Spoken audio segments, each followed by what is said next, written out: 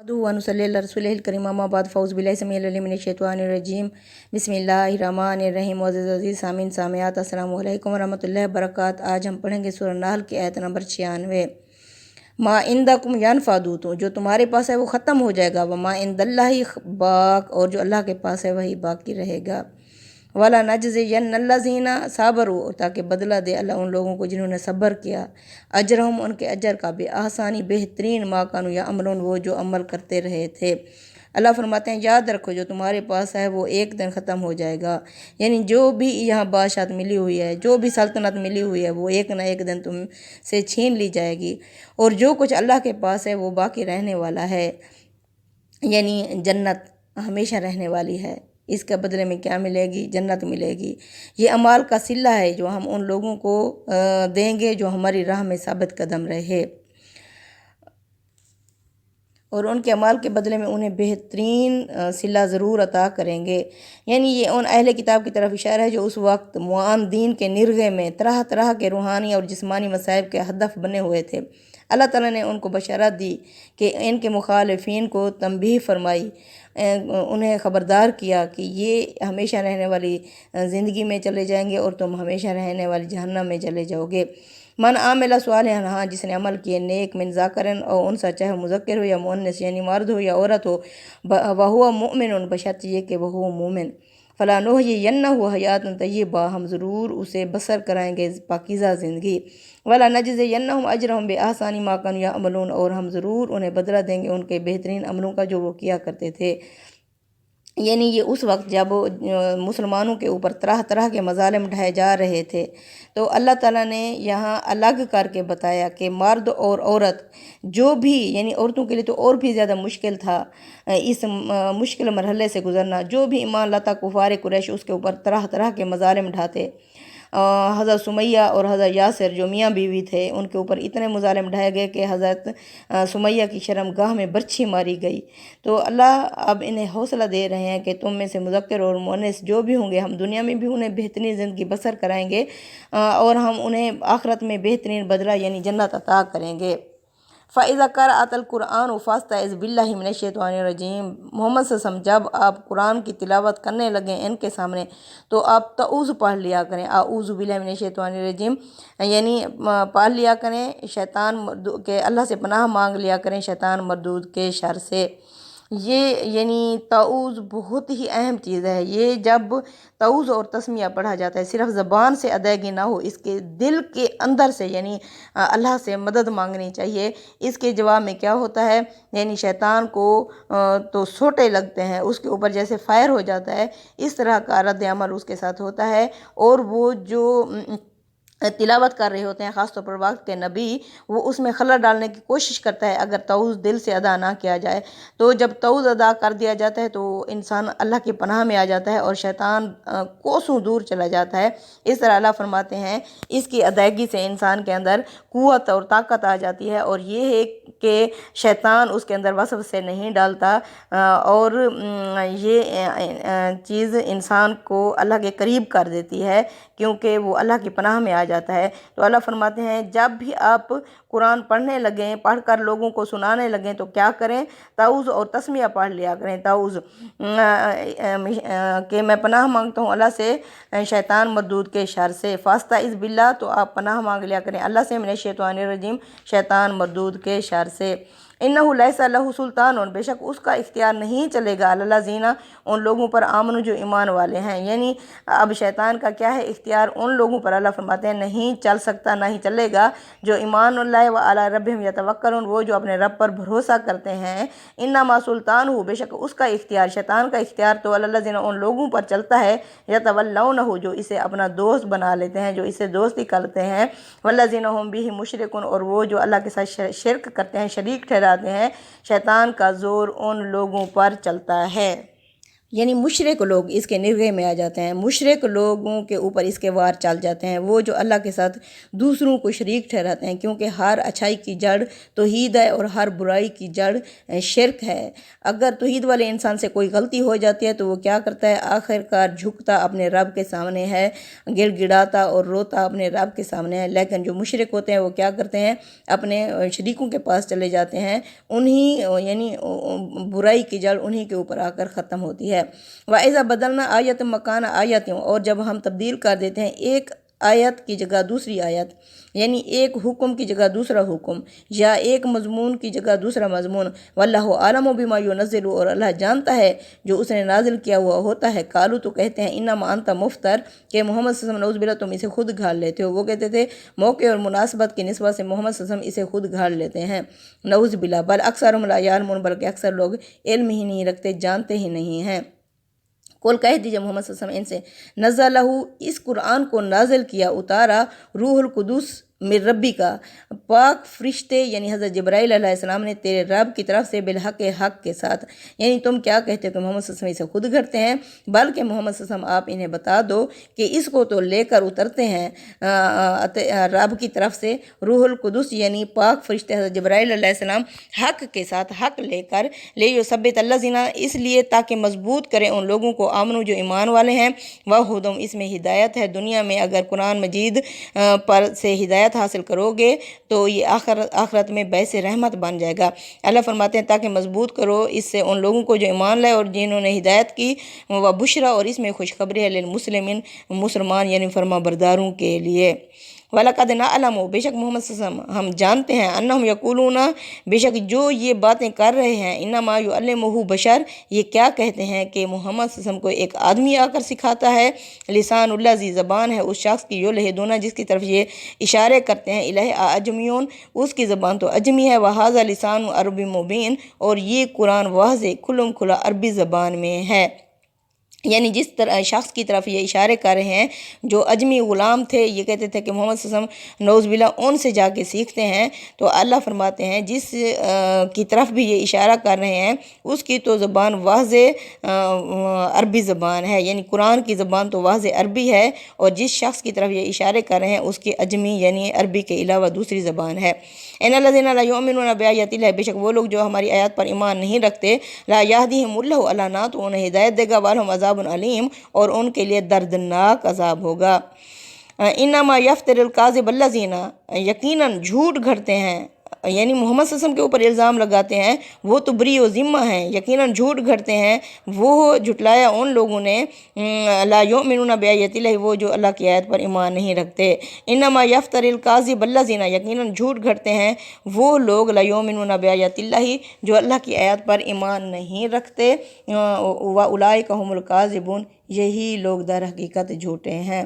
من کافر باللہ، جو بھی کفر کرے گا اللہ کا، انکار کر دے گا اللہ کا، من بعد ایمان ہی، ایمان لانے کے بعد، الا من اکرہ، سوائے اس کے کہ مجبور کر دیا گیا ہو اسے، وقلبہ مطمئن بالایمان، جبکہ اس کا دل مطمئن ہو ایمان پر، ولیکن من شہرہ بالکفر، اور لیکن وہ جو کھول دے اپنا صدرن، سینہ، بالکفر، کفر کے لیے، فعلیہم غضب من اللہ، ایسے لوگوں پر اللہ کا غضب پڑے گا، وَلَهُمْ عَذَابٌ عَظِيمٌ، اور ان کے لیے بہت بڑا عذاب ہوگا۔ یہ اس وقت کے مسلمانوں کے لیے ہے جو ایمان لاتا تو انہیں اتنا ستایا جاتا کہ اللہ فرماتے ہیں اگر اس ستانے میں انسان قابل برداشت نہ رہے اس کے لیے، تو اگر وہ اپنے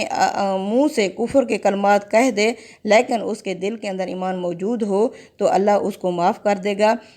لیکن جس نے دل سے، سینے سے اپنے آپ کو کفر کے لیے کھول دیا تو ایسے لوگوں پر کیا ہوگا، اللہ کا غضب ہوگا اور ان پر بہت بڑا عذاب ہوگا۔ اس طرح حضرت یاسر اور حضرت سمیہ، ان کو اتنا ستایا گیا کہ ان کے بیٹے نے،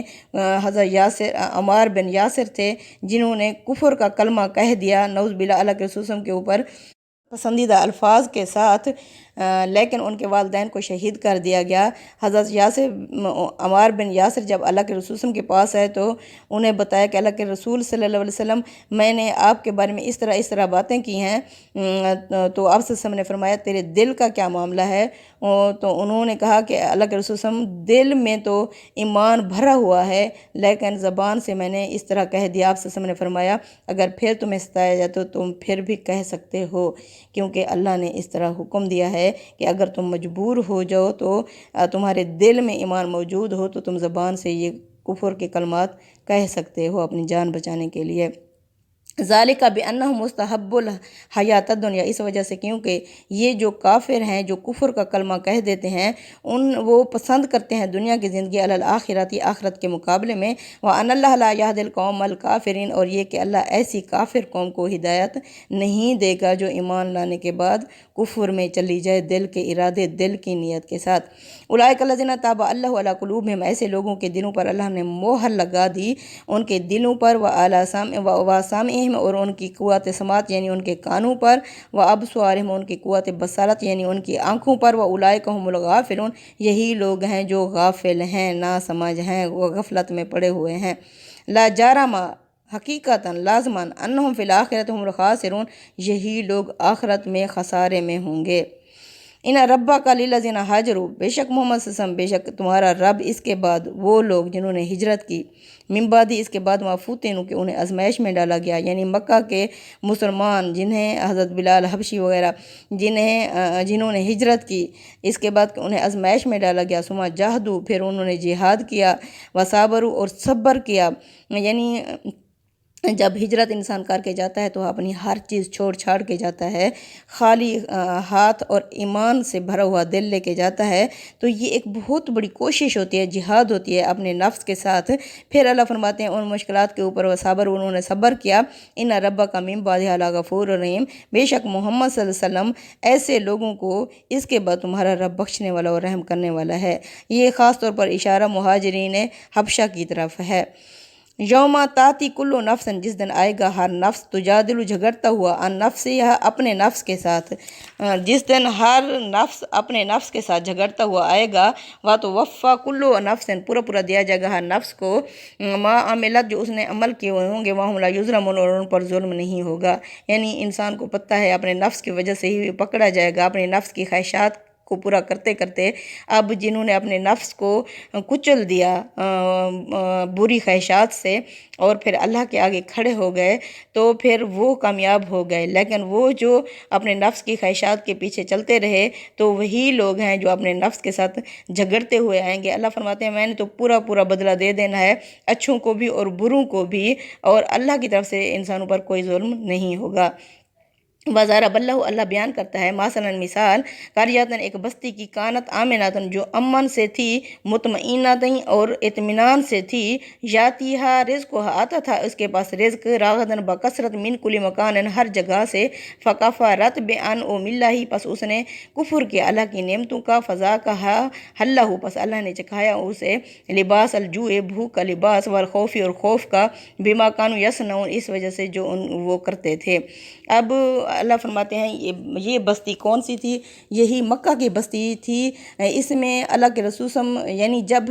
جس بستی میں بھی جو رسول بھیجا جاتا ہے تو اللہ تعالیٰ کیا کرتے ہیں، ارد گرد کے ماحول کو ٹائٹ کر دیتے ہیں، اس میں قحط وغیرہ آ جاتا ہے، دکھ تکلیفیں پریشانیاں آ جاتی ہیں، تاکہ لوگ کیا ہوں، یہ اللہ کی طرف رجوع کریں، جو وقت کا رسول آ چکا ہے اس کی طرف رجوع کریں۔ تو اللہ تعالیٰ ایسا ماحول بنا دیتا ہے کہ یہ اب وقت کے رسول کے ساتھ رابطے کریں اور ان سے رجوع کریں۔ تو جب یہ لوگ انہیں جھٹلا دیتے ہیں اپنے دل کی آمادگی اور نیت کے ساتھ، تو پھر کیا ہوتا ہے، پھر اللہ تعالیٰ اس کے بعد خوشحالی کے دروازے کھول دیتے ہیں۔ جب پوری طرح خبردار کر دیتے ہیں رسول، تو پھر فراوانی کے دروازے کھول دیتے ہیں کہ اللہ فرماتے ہیں کھاؤ اسی دنیا میں، کیونکہ آخرت میں انہوں نے جلنا ہے۔ تو اللہ فرماتے ہیں اتنی بڑی نعمتیں میں نے انہیں دی تھیں کہ ان کی تجارت تھی جس کی وجہ سے وہ अबरहा हाथियों का लश्कर लेकर आया था ताकि यहाँ की जो तिजारत है इसको ख़त्म कराए। तो अल्लाह फरमाते हैं अब इन बाकसरत रिस्क में ये इतने वो मगन थे, तो अल्लाह ताला ने क्या किया, इनके मोहर को टाइट कर दिया ताकि ये वक्त के रसूल के ऊपर ईमान ले आए। लेकिन अल्लाह फरमाते हैं इन्होंने क्या किया, इनकार कर दिया अल्लाह की नेमतों का भी, और अल्लाह की बहुत बड़ी नेमत वक्त का रसूल और कुरान है उसका भी इनकार कर दिया। तो फिर अल्लाह ने क्या किया, इन्हें इनके ऊपर बहुत बड़ा कहत मुसलत कर दिया कई सालों के लिए। तो अल्लाह फरमाते हैं वलक़द जाअहुम रसूलुम मिनहुम, आए थे इनके पास भी रसूल इन्हीं में से, फ़कज़बूहु, बस इन्होंने उस रसूल को झुटला दिया, फ़अख़ज़हुमुल अज़ाबु, बस पकड़ लिया इनको अज़ाब ने, वहुम ज़ालिमून, क्योंकि ये जुल्म कर रहे थे, ज़ालिम थे। फ़कुलू मिम्मा रज़क़कुमुल्लाहु हलालन तय्यबन, लोगों पस खाओ जो तुम्हें रिज़्क़ दिया गया है हलाल और पकीज़ा, वश्कुरू नेमतल्लाहि, और अल्लाह की नेमतों का शुक्र अदा करो, इन कुंतुम इय्याहु ताबुदून, अगर तुम उसकी बंदगी करते हो। कि सो उनके इस अंजाम से सबक लो, और अल्लाह ने जो हलाल और पकीज़ा चीज़ें तुम्हें दे रखी हैं इन्हें खाओ और अल्लाह की नेमत का शुक्र अदा करो, अगर तुम उसकी बंदगी करते हो। तो तुम पर अल्लाह ने क्या हराम किया है, अल्लाह ने फरमाया इन्नमा हर्रम अलैकुमुल मैतता, बेशक उसने हराम कर दिया तुम पर मुर्दार। अब एक चीज़ हलाल थी लेकिन जब वो मुर्दार हो गई तो वो हराम हो गई। व दम्मा, और बहता हुआ खून, व लहमल खिंजीर, और खिंजीर यानी सूअर का गोश्त, वमा ओहिला लिगैरिल्लाह, और हर वो चीज़ जिस पर अल्लाह के सिवा किसी और का नाम लिया जाए। फ़मानिज़ तुरा गैरा बाग, वहाँ तुम बेकरार हो जाओ, खाने के लिए मजबूर हो जाओ, ना खुशी से खाओ, वाला आदन, नहीं दोबारा दोबारा यानी पेट भर कर खाओ। फ़ैनल्लाह गफ़ूर रहीम, बेशक अल्लाह बख्शने वाला और रहम करने वाला है। यानी इस सूरत में तुम हराम खा सकते हो अगर तुम्हें मजबूरी हो जाए, बाकी जो चीज़ें अल्लाह तुम्हारा ने हलाल की हैं तुम उन्हें खाओ सिवाय इन चीज़ों के। वाला तकुल, ये पहले मजमून आ चुका है, सूरह अन्नाम आयत नंबर 19 में इसकी तफसील आ चुकी है। वाला तकुल, और तुम मत कहो, लेमा तासिफु अलसिनातुकुम, जो घाड़ लें तुम्हारी ज़बानें, मुलकाज़िबा, झूठ, हाजा हलाल व हाजा हराम, कि ये चीज़ तो हलाल है और ये हराम है। ले तफ्तरू अलल्लाहिल काज़िब, ताकि तुम घड़ो अल्लाह पर झूठ। इन्नल्लज़ीना यफ्तरून, बेशक वो लोग जो घड़ते हैं अलल्लाहिल काज़िब, अल्लाह पर झूठ, ला युफ्लिहून, वो कभी भी फलाह नहीं पाएंगे, कभी भी कामयाब नहीं होंगे। कि तुम अपनी ज़बानों के घड़े हुए झूठ की बिना पर यह ना कहो कि यह हलाल है और यह हराम है, इस तरह अल्लाह पर झूठ बांधने लगो। याद रखो जो लोग अल्लाह पर झूठ बांधेंगे वो हरगिज़ फलाह नहीं पाएंगे। मताउन कलील, ये चंद रोज़ा ऐश है, वालहुम अज़ाबुन अलीम, और इसके बाद दर्दनाक अज़ाब इनका मुंतज़िर है। व अलल्लज़ीना हादू, और रहे वो लोग जो यहूदी थे, हर्रमना, हमने हराम कर दी थी, माँ कससना अलैका, वो चीज़ें जो हमने बयान कर दी आपके सामने, मिन कबलु, इससे पहले ही मोहम्मद सल्लल्लाहु अलैहि वसल्लम हमने आपके सामने वो चीज़ें बयान कर दी थी। वमा ज़लमनाहुम, हमने इन जो यहूदियों पर जुल्म नहीं किया था, वलाकिन कानू अनफुसहुम यज़लिमून, लेकिन ये खुद ही अपनी जानों पर जुल्म करने वाले थे, यानी ये उन्होंने खुद ही अपने ऊपर वो चीज़ें हराम कर दी थी तो अल्लाह ताला ने भी इन पर हराम ही कर दी थी। अल्लाह फरमाते हैं हम किसी पर जुल्म नहीं करते, ये खुद ही अपनी जानों पर जुल्म करते हैं। ये खुद अरब के लोगों से कह रहे थे कि हमारे ऊपर जो ये चीज़ें हराम थीं आप लोगों के ऊपर ये चीज़ें किस तरह हलाल हो सकती हैं। वो ऊँट का गोश्त था और 2-3 और चीज़ें थीं। तो फिर अल्लाह फरमाते हैं अल्लाह ने इन पर जुल्म नहीं किया था लेकिन इन्होंने खुद ही किया था। वो फिर अल्लाह ताला ने चर्बी वगैरह वो भी हराम कर दी थी इनके ऊपर। सुम्मा इन रब्बा का लिल्लज़ीना आमिलुस्सूअ, फिर मोहम्मद सल्लल्लाहु अलैहि वसल्लम तुम्हारा रब उन लोगों के लिए जो अमल करते हैं बुरे, बेजहालतन, ना समझी में, ना दानी में, सुम्मा ताबू, फिर तौबा कर लेते हैं, मिम्बादी, इसके बाद मिम्बाद ज़ालिका, इसके बाद वह असलहु, और अपनी इस्लाह कर लेते हैं, अपने आप को संवार लेते हैं। इन्ना रब्बा का मिम्बाद हाला गफ़ूर और रहीम, बेशक मोहम्मद सल्लल्लाहु अलैहि वसल्लम तुम्हारा रब इसके बाद उनको बख्शने वाला और उन पर रहम करने वाला है। सदक़ल्लाहुल अज़ीम। तक़ब्बल मिन्ना इन्नका अंतस समीउल अलीम व तुब अलैना इन्नका अंतत तव्वाबुर रहीम।